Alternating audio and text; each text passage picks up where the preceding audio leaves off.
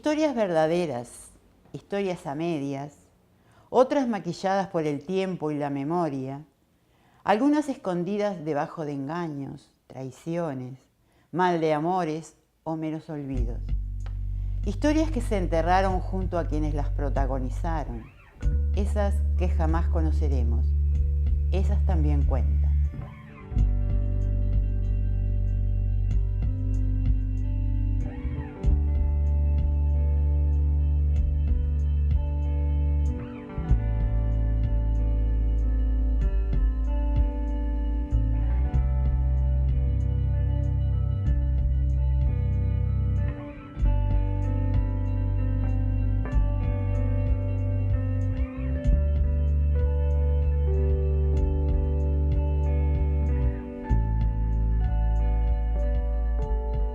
Somos el cúmulo de pequeñas o grandes historias.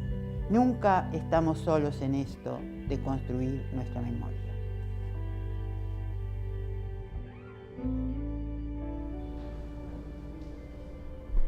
¿Qué es esto que dice fototransición, Roberto, Matías? La foto de transición es estas que quedaron acá, mirá. Lo que yo te decía, pero igual no íbamos a usar de transición una foto que nosotros teníamos. Sí, cierto. Que cada uno eligiera. Claro. Las fotos de transición son este estilo de fotos. Sacamos Esta, ¿la sacaron? MUF, ¿no? El festival que conlleva todo ese tiempo, esos 2 años, busca trabajar como en distintas capas o en distintos niveles, ¿no? Por una parte hay como un trabajo con fotógrafos o gente que está en el medio produciendo imágenes, produciendo fotografía, como una parte más de formación académica, digamos, con referentes de la fotografía en Latinoamérica. Y por otro lado también tiene todo el trabajo con otros públicos, con estos públicos en general que de repente llamamos, que tiene que ver con la parte de MUF barrios, digamos, ¿no? En donde lo que se busca es en los barrios que están presentes las fotogalerías, trabajar con los habitantes de esa zona, con los vecinos, con las vecinas, para poder acercarlos a un uso de la fotografía vinculado más a las vivencias que pueden tener ellos en relación a ese entorno geográfico. Evidentemente era copiador de grano, yo no sé exactamente lo que era, pero vivía en el campo, pero por todo esto sacó esa historia. Me atrae mucho la idea de autoinvestigar por la gente misma, su propia identidad. O sea, yo ahí me tengo que referir a mi infancia y juventud. Digamos, vagamente uno tenía conciencia de que estaba en Pocitos y no en la Unión o en el Cerro. No había una pertenencia de comunidad. Estábamos ahí, era un barrio muy heterogéneo además, porque súper fragmentado, pero no había eso. Pero me parece importante por varios motivos. Me parece importante porque te afirma como individuo el saber en qué comunidad estás viviendo. O sea, el individuo en última instancia no se define a sí mismo, sino que es definido por su relación con una comunidad. Entonces me parece importante el afirmar la identidad del barrio en términos positivos, no en términos chauvinistas, pero sí en términos de quiénes somos, qué estamos haciendo, qué no estamos haciendo, qué tenemos que hacer. No, antes de la luz, me parece, del último taller, no sé, me tenés que 640 por 480, o sea, están bajo. Algo que siempre tenemos que ver cuando salgamos a sacar fotos es poner la cámara, setearla con la máxima calidad que tenga la cámara. ¿No? Eso es como un protocolo de trabajo. Salimos, limpiamos el lente, fijamos las condiciones de luz que hay y ponemos la calidad al máximo siempre. Ahí hubo como una experiencia piloto, digamos, por ser la primera, que fue el barrio Parque Rodó, en donde Max y Nico traían como de sus experiencias como docentes, como talleristas, una serie de recursos recreativos y didácticos que proponían como determinados ejercicios en relación a esto, una vivencia, a poder narrar un recuerdo vinculado al espacio del barrio. Y lo que fuimos haciendo fue como un probar, ¿no? Nos encontrábamos cada 15 días con ellos y íbamos armando las propuestas de alguna manera en relación a lo que iban devolviendo los participantes concretamente de Parque Rodó. Tengo una obsesión con las veredas, ¿sabes?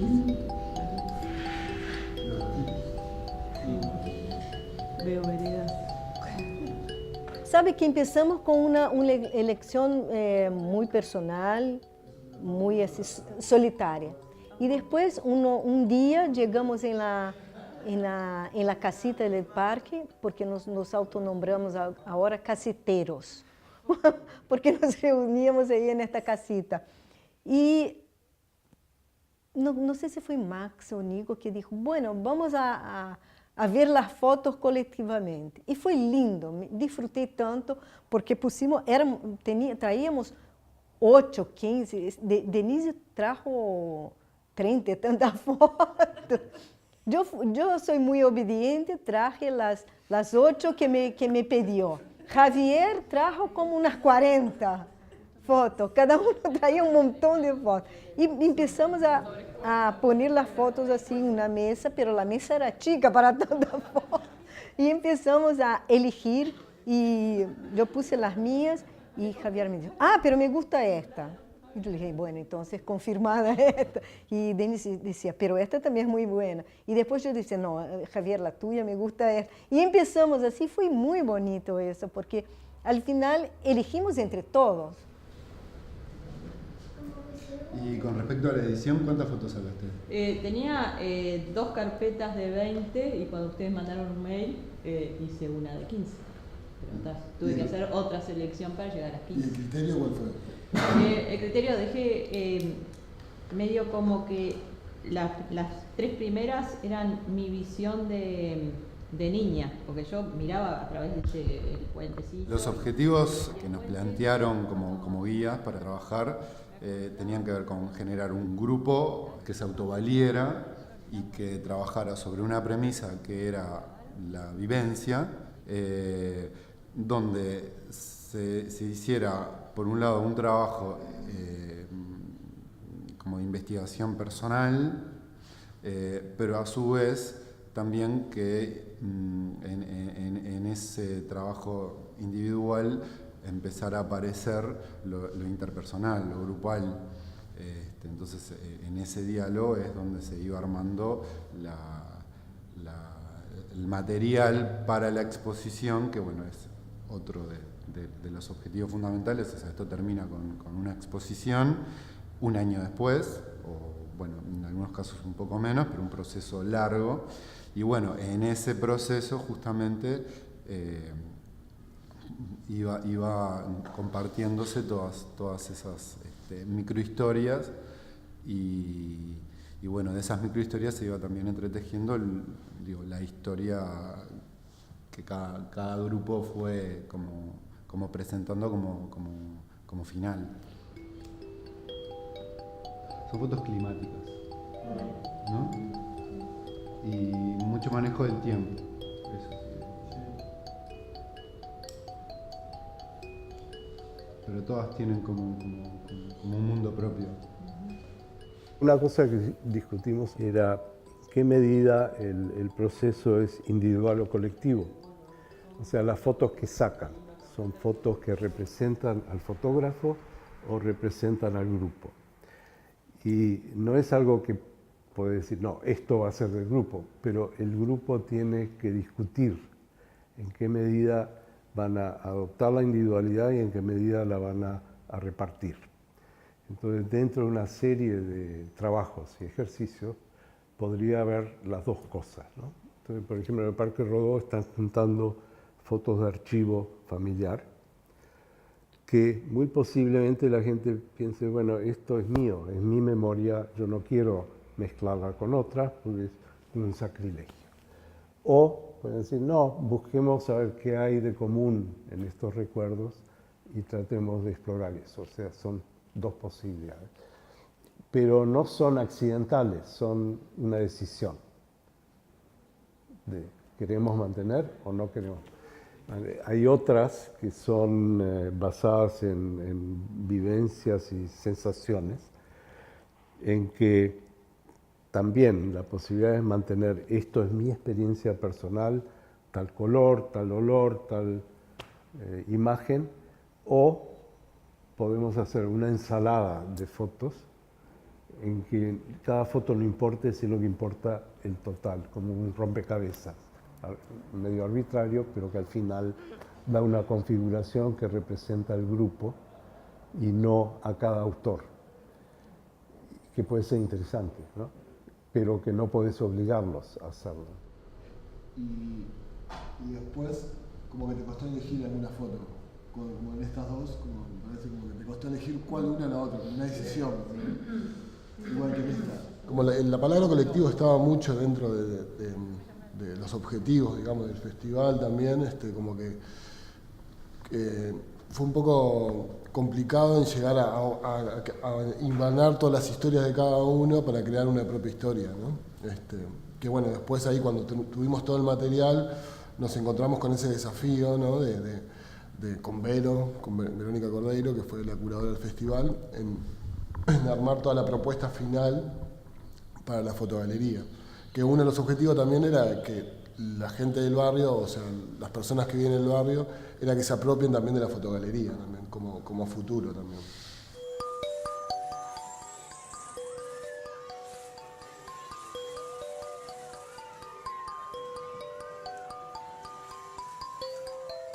Con Denise, por ejemplo, hubo mucha cosa en común porque estábamos eligiendo fotos muy antiguas.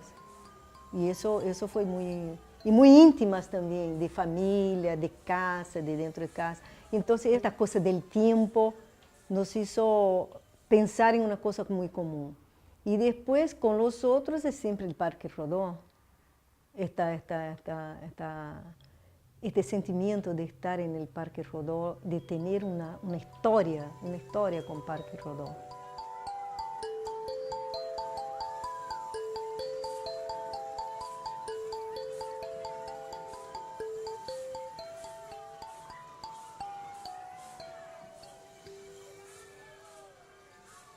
En la primera parte había un trabajo más de investigación, más personal, más individual, de sensibilización, donde apuntábamos a que cada persona fuera hacia su archivo, hacia su familia, a compartir lo que estaba haciendo en cada encuentro, en buscar material, pero un poco como para desencadenar cosas, o sea, era como para refrescar la memoria, para que vinieran los recuerdos, para que empezara a ver en cada una de las familias también como un diálogo, se empezó a pasar eso, ¿no? O sea, entonces ahí, en ese buscar, empezamos también a ver que pasaban distintas cosas que tenían que ver con las distintas edades.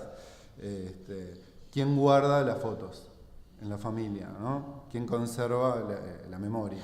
Entonces, se daba que entre los más jóvenes, en general no tenían las fotos, tenían que acudir o a los padres o a los abuelos. Mi familia, mi abuela materna y mi abuelo materno llegaron al barrio alrededor de 1930.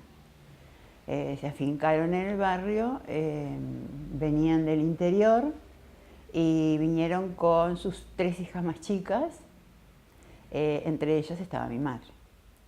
Y bueno, a partir de ese momento no nos fuimos nunca de Peñarol, del barrio. ¿La boletera? Ay, no, nunca lo Tengo el archivo familiar de mi abuela, de mi madre y por supuesto de mi familia conmigo. Y como que es un tesoro que cuido y que valoro muchísimo. Nos llamó al principio una que después Matías le dijo que la sacara de que la sacara de otra forma. Cuando comenzamos a hacer el árbol genealógico, la propuesta del árbol genealógico, A mí me asombraba y me llamaba la atención que la gente más joven no tuviese archivos, no tuviese fotos de sus padres o de ellos cuando eran pequeños. Como que eso me hizo valorar aún más todo eso que he atesorado durante tantos años. Habían historias que no se podían reconstruir, árboles genealógicos que no podían reconstruirse, porque no sabían, no tenían, por ejemplo, datos de sus abuelos, de sus tíos, de sus primos, no sabían a dónde habían nacido, de dónde habían venido. También como una determinada característica de mi familia, quizás, que era de contar esas historias. Quizás hay familias que no tienen por costumbre o no es su característica el contar su pasado. Y para mí eso es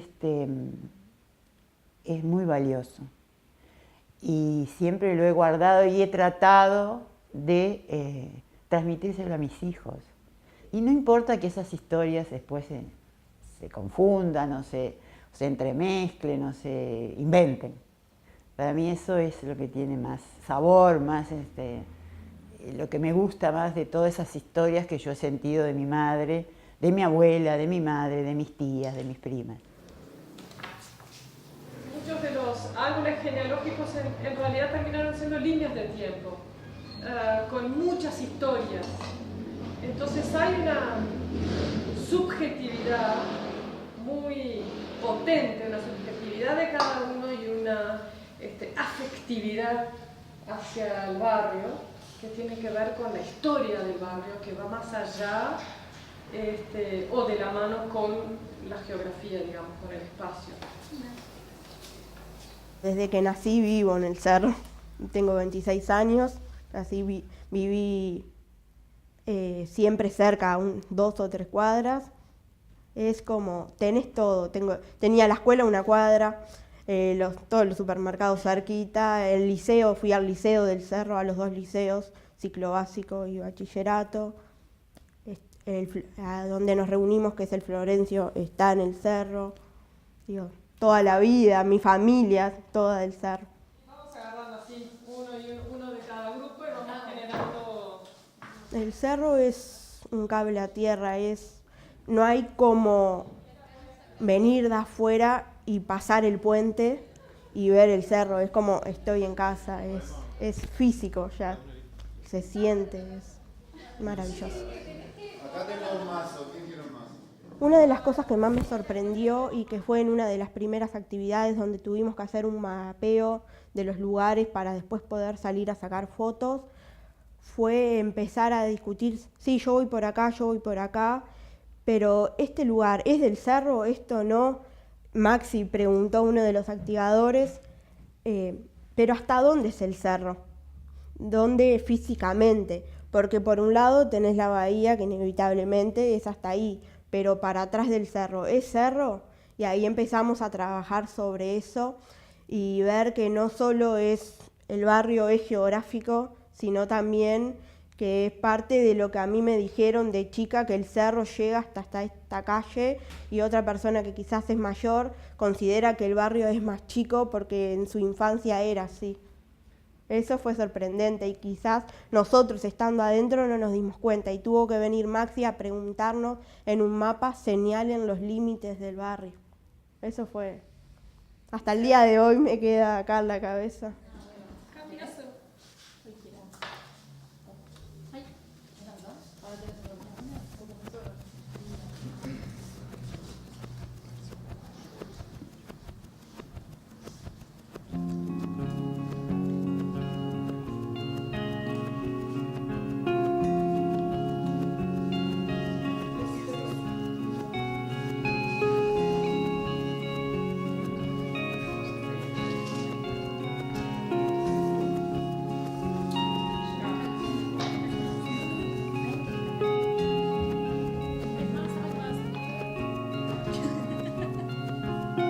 Dado que el teléfono ahora es una parte de nuestra biología y no un instrumento de fabricación, todo esto cambia, me movió el piso y Y entiendo que el ciudadano de un barrio puede, sin ningún esfuerzo, sin ninguna preparación técnica de ser fotógrafo, casi instintivamente puede empezar a organizar el barrio en términos de imágenes.